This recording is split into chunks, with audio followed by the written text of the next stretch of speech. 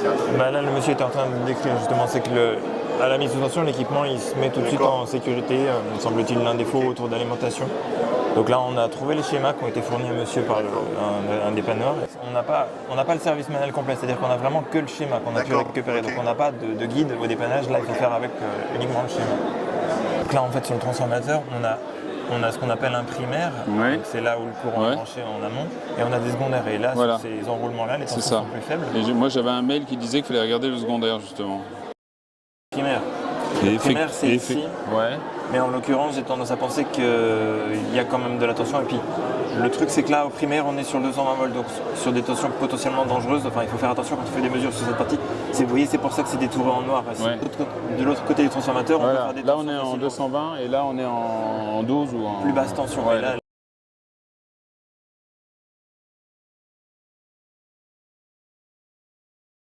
un problème.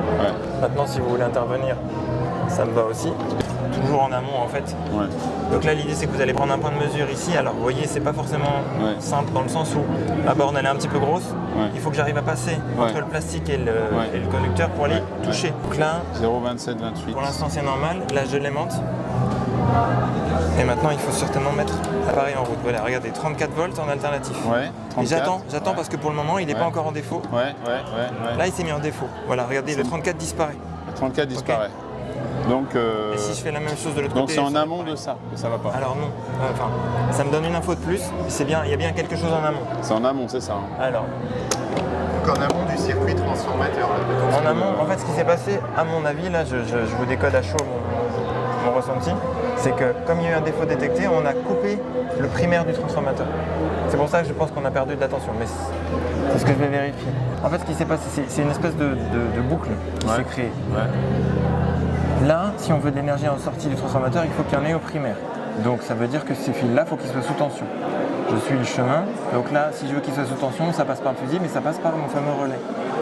Et en fait, ce qu'il a dû se passer, c'est qu'au début, ce relais, il part en position fermée, de façon à alimenter le transformateur. On a constaté de la tension en sortie pendant un certain temps, puis elle a disparu à un moment donné. Elle a disparu, à mon avis, parce que lui, il a fini par s'ouvrir. C'est peut-être celui-là, il y en a deux, il y en a un là, il y en a un là. C'est un seul et même composant. Sauf qu'en fait, pour faciliter la lecture du schéma, parfois ces composants, dedans il y a quoi? Il y a une bobine et un contact. En fait, sur le schéma, ils les représentent de façon éloignée, ils ne sont pas forcément dans un même ensemble. Et là, c'est ce qui se passe. Donc, on a la bobine qui est ici, et quand cette bobine est excitée, alimentée par un champ magnétique, elle vient fermer le contact. Donc là, il faut qu'on trouve pourquoi ici ce signal disparaît. Donc là, vous voyez, on est parti sur une autre branche du schéma, alors qu'il y en a même un là. Il y en a deux. En fait, donc il y a deux relais. Donc là, ce qui nous intéresse, c'est là on a un point commun.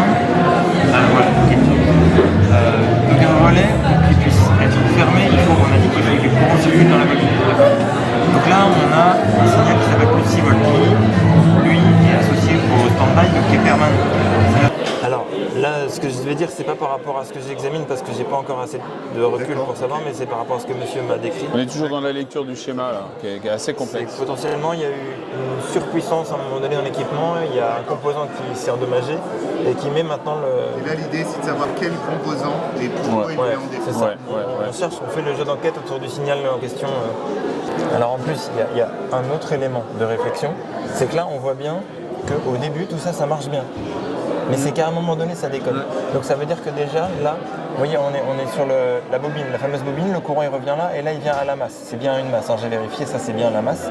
Donc ça veut dire que pour qu'on puisse mettre en sécurité le système, il faut que ces relais-là ne soient plus commandés. Il faut couper le courant pour que le relais s'ouvre.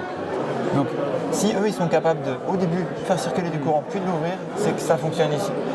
Mais ça veut dire qu'il y a une commande qui est vraiment faite pour lui dire « coupe tout ».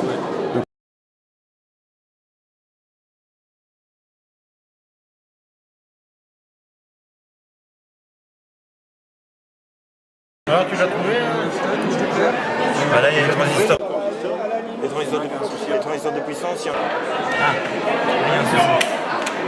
La jonction, enfin, tu sais, le testeur de jonction. 137 et le 234.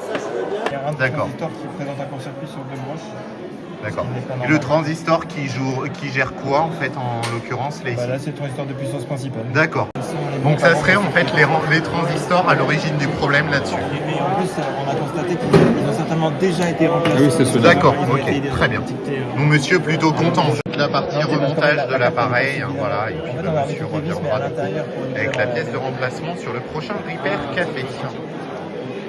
Je suppose du coup. Ben, on a trouvé une solution et j'espère la bonne. Première fois que vous venez au Repair Café. Ah oui, tout à fait, c'est la première fois. Voilà. Qu'est-ce que vous en dites de ce Repair Café, le retour d'expérience là, de la prise en charge de votre C'est objet? excellent, c'est très bien. Il faut continuer. Vous avez appris beaucoup de choses que j'ai. J'ai appris un peu, oui, c'est sûr. Et c'était combien de kilos à peu près de déchets cet appareil? C'était 7 kilos, je crois. Donc qui est en cours de réparation.